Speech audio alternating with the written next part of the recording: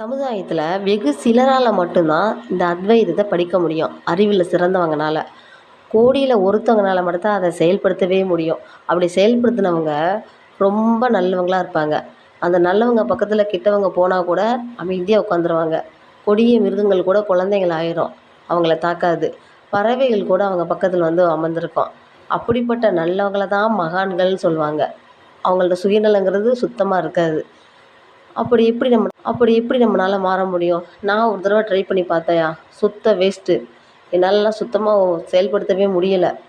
கோடியில் ஒருத்தவங்கனால தான் செயல்படுத்த முடியுமாங்களா? அந்த கோடியில் ஒருத்தன் நானாக இருக்கக்கூடாதான்னு ரொம்ப முயற்சி பண்ணி பார்த்தேன்.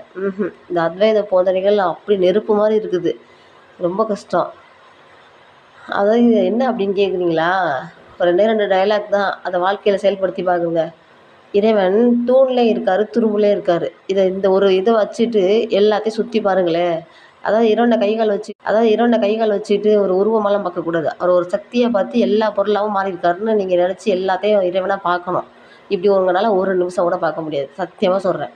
அப்படி பார்த்து நீங்கள் செயல்பட்டீங்க அப்படின்னா நிச்சயமாக உங்களால் செயல்படவே முடியாது. கல்லை மிதிக்கும் போது கீழே இருக்க பூமியை மிதிக்கும் போது இறைவனையும் மிதித்த மாதிரி ஒரு தப்பாக போயிடாது தத்துவம்.